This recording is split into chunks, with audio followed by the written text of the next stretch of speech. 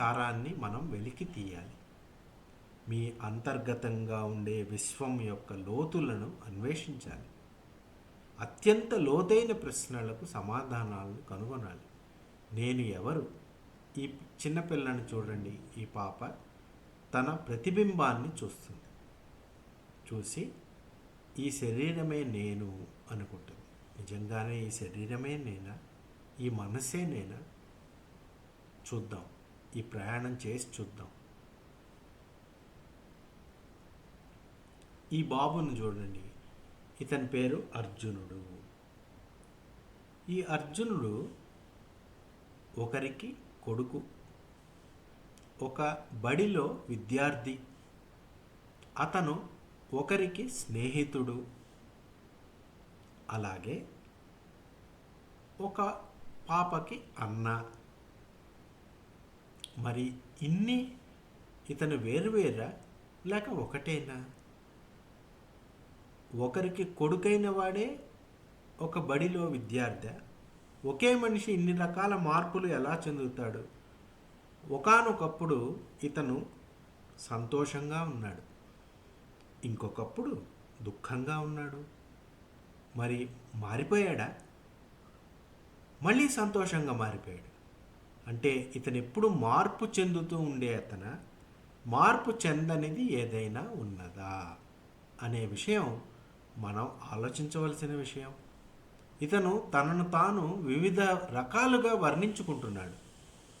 నేను ఒకరికి కొడుకుని, ఒక బడిలో విద్యార్థిని, నేను పొడుగ్గా ఉన్నాను, సంతోషంగా ఉన్నాను అని తనను తాను వర్ణించుకుంటున్నాడు. ఇవన్నీ కూడా అతని గుర్తింపు యొక్క విభిన్న అంశాలు. మరి అతని నిజమైన స్వభావం ఏమిటి? ఒకప్పుడు ఉన్నది ఇంకొకప్పుడు లేనిది అయితే మరి అతను ఎప్పుడూ ఉండేది ఏమిటి? అతని నిజమైన స్వభావం ఏంటి? మరి ఇదంతా చాలా గందరగోళంగా ఉందే.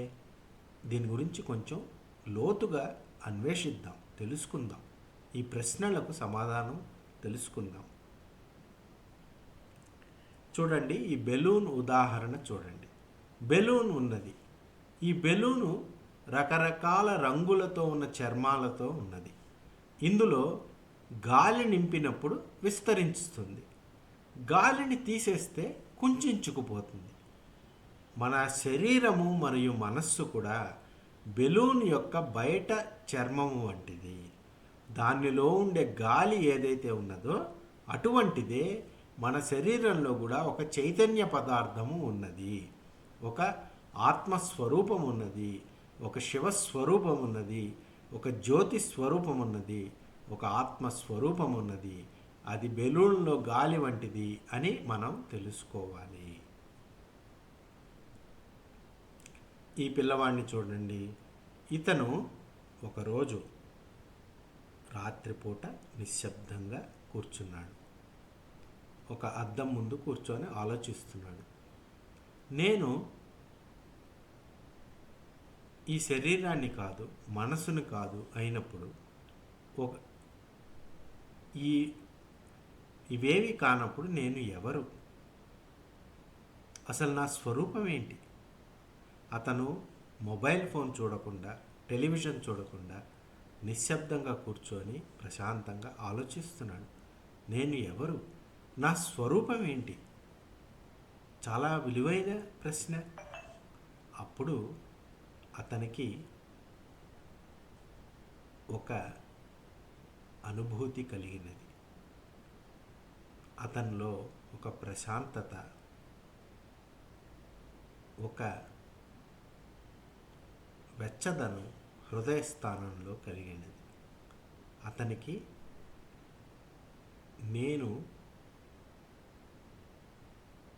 ఒక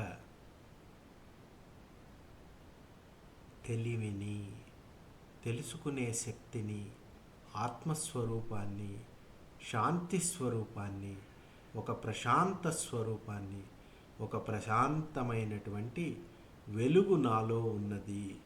అందులో మార్పు లేదు. నేను అన్ని రకాలైనటువంటి పనులు చేస్తున్నాను, రకరకాలైనటువంటి పనులు చేస్తున్నాను, మారుతున్నాయి. అన్ని ప్రపంచంలో భౌతికంగా అన్నీ మారుతున్నాయి. కానీ నాలో మాత్రము మార్పు లేదు.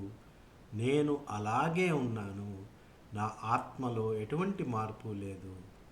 నా శరీరం మారుతున్నది, ప్రపంచం మారుతున్నది, మనసు మారుతున్నది, కానీ నాలో ఎటువంటి మార్పు లేదు. ఆ మార్పు లేని నేను ఏదైతే ఉన్నదో అది ప్రశాంతముగా ఉన్నది, శాంతిగా ఉన్నది అని అతనికి అనుభూతి కలిగినది. మీ నిజమైన స్వభావాన్ని మీరు తెలుసుకోండి, స్వీకరించండి. మీరు మీ పేరు కాదు, శరీరం కాదు, లేదా మీ భావోద్వేగాలు కాదు, మీ మనసులో కలిగే భావోద్వేగాలు కాదు. నీవే లోపల ప్రశాంతమైనటువంటి శక్తివంతమైనటువంటి ఆత్మవి. మీ నిజమైన ఆత్మ మార్పు లేనిది మరియు స్థిరమైనది. ఇది తెలుసుకోవడం వలన మీరు ప్రశాంతంగా మరియు బలంగా, స్థిరంగా, దృఢంగా ఉండడానికి సహాయపడుతుంది.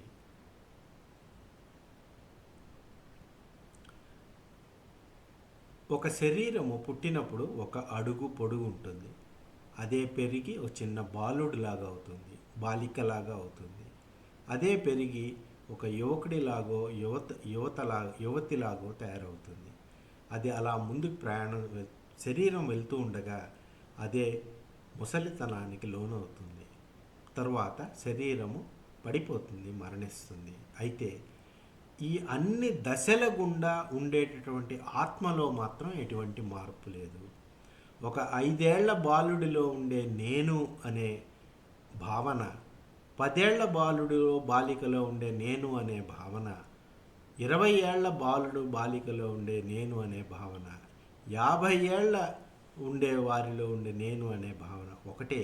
ఆ నేను 5 ఏళ్ళప్పుడు, 10 ఏళ్ళప్పుడు, 20 ఏళ్ళప్పుడు, 40 ఏళ్ళప్పుడు కూడా అదే ఉంటుంది. అది శరీరం యొక్క వివిధ దశల గుండా ప్రయాణిస్తూ ఉంటుంది. ఆ నేనులో ఎటువంటి మార్పు ఉండదు. అది ఆత్మస్వరూపము, శివస్వరూపము. మరణం అంటే ఆ ఆత్మ ఒక శరీరము వదిలిపెట్టి ఇంకొక శరీరంకి వెళ్ళుట. మరణం వద్ద ఆత్మ యొక్క పరివర్తనను జ్ఞానులు అర్థం చేసుకుంటారు.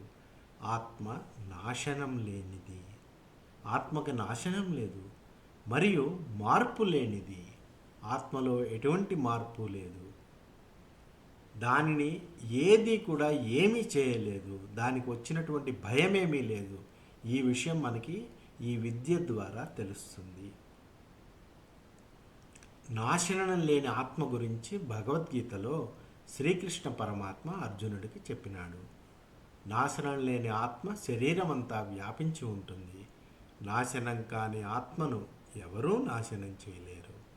మీ నిజమైన స్వభావం మార్పు లేనిది మరియు ప్రభావితం కానిది.